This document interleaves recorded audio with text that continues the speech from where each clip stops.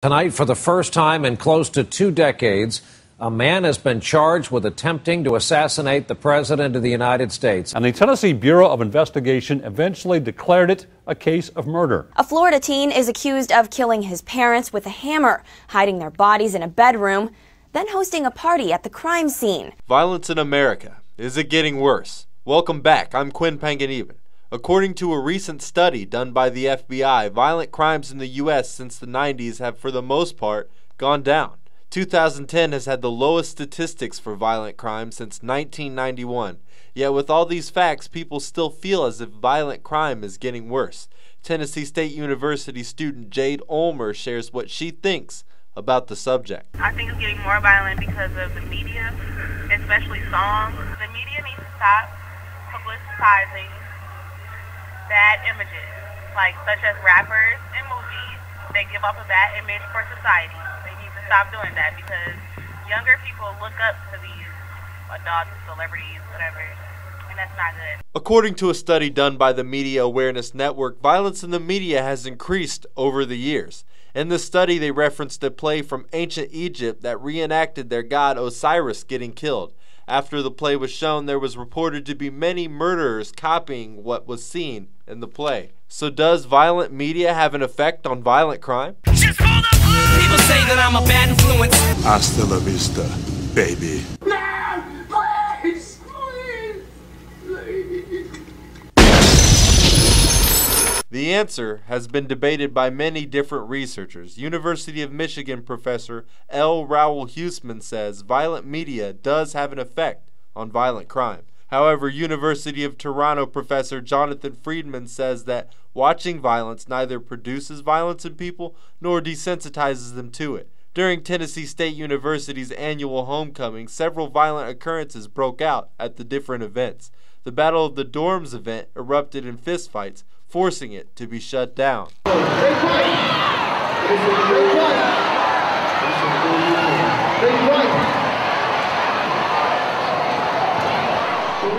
During the homecoming parade, 2 teenagers were shot in an alley behind Wendy's.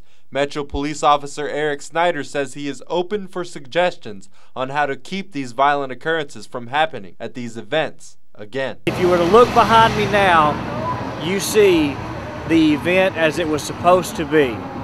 You're seeing a family-friendly event with vendors and food and music, and that's what we're hoping for. But it's just a handful of folks that we really don't want here that continue to show up, and if anybody has an answer for it, we are all ears. Every year there are problems with violence at TSU's homecoming. TSU student Jerica Whitehurst shares what she thinks causes these occurrences. A lot of gangs, a lot of neighborhoods, they started, local gangs, and I've learned that a lot of the locals here aren't very fond of people that go to TSU, because, they live right down the street, but there's other people that come from different places of the United States, of course, and, there's a little clash there between the two, the locals and, students as well, so.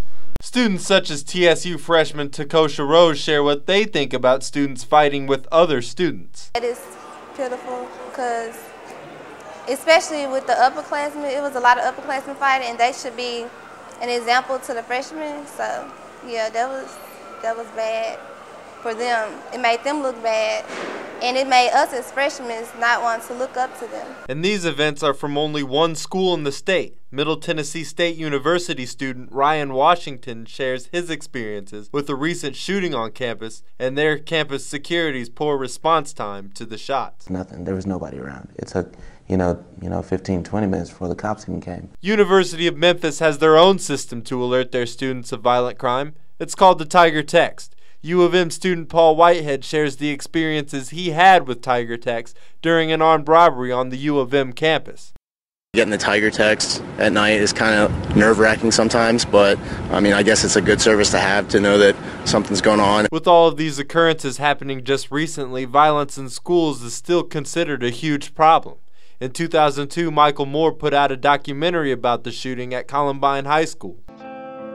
Jefferson County 911. Yeah, there's something going on at Columbine High School. Someone's shooting at that. Do you know if anybody's injured? Yeah. They've got pipe bombs, Uzis, you name it, buddy. You're shitting me. I'm not. A student hit in the spine at Columbine. Okay. We've got another kid on line. Shot in the head.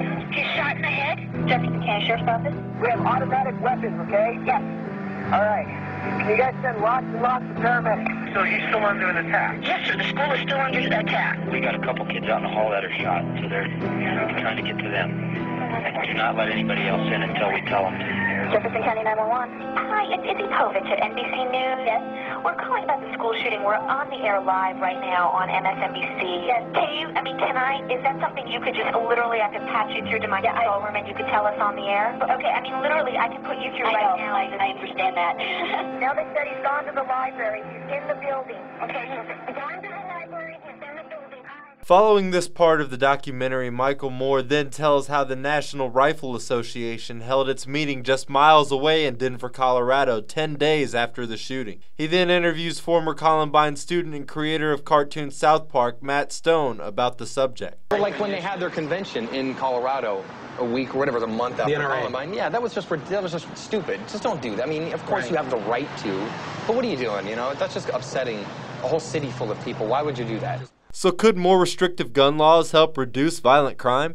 Future of Freedom Foundation writer Benedict De La Rosa feels it does not, citing a statistic saying that citizen-owned guns are used 60 times more often to protect lives rather than with criminal intent.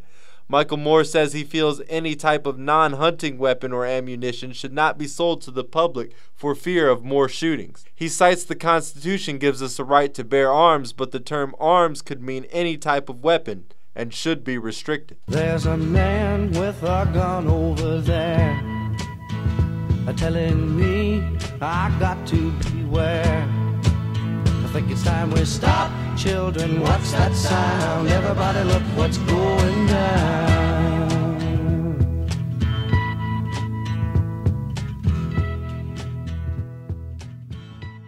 The debates on how to reduce violence in the U.S. continue on. Psychiatrist Bruno Bettelheim says man and society are born out of both violence and gentle cooperation. He claims that how these two aspects are dealt with in a human determines that person's behavior and even their sanity. Other researchers feel that violent tendencies are created from environment. Temple University professor Dr. Lawrence Steinberg states that you are born with genetic traits that are like triggers that your environment sets off. He gives an example of this in his Nature vs. Nurture debate video. There's a genetic propensity to become depressed. So some people have a genetic profile that is going to make them more susceptible to the changes in neurotransmission that affect the onset of depression. But this genetic propensity only turns into depression if people grow up under stressful life circumstances. So if you look at individuals who have grown up under less stressful circumstances, even the ones with the genetic vulnerability don't develop depression. So do the violent things adults do get emulated by their children? Oh, is that good? You know what? Never mind! Now I'm mad at you! The answer, once again, is debated by many psychologists. TSU student and member of the U.S. Army Amber Sanders shares her opinion on the matter. I believe it's a mix of both. I am strong in my belief in God and my belief in the teachings of the Bible. And they say if you rear a child in a certain way, that's the path they will follow. People get it misconstrued when it comes to adolescence. In your adolescence, which is adult lessons, you have that time to make mistakes, but most individuals, if they are raised in the proper environment or the proper home without any other, psychological or emotional difficulties, they do turn into good people. There are rare cases, however, where children seem to be raised correctly in homes with both parents, yet still go wrong. In the summer of 2011, Port St. Lucie, Florida teen Tyler Hadley beat both of his parents to death with a hammer, hid their bodies, and threw a party with their corpses in the house. Tyler Hadley confessed to his best friend Michael Mendel about the murders at the party. Mendel later went to police after Hadley was caught, telling them what Tyler told him that night. He told me if I look at it enough, I could see signs. I looked on the floor, I could see signs of blood. And that's when I went around back and looked in his parents' bedroom. His neighbors and classmates were all shocked that he did this, claiming he was a normal kid with friends. Hadley claimed that drugs and rap music influenced him. A famous quote by Joseph Addison is, "The most violent appetites in all creatures are lust and hunger. The first is a perpetual call upon them to propagate their kind, the latter to preserve themselves." Bill Cosby has said the main goal of the future is to stop violence. The world is addicted to it. I'm Quinn Panganiban. You're listening to Tennessee Matters for the Tennessee Radio Network.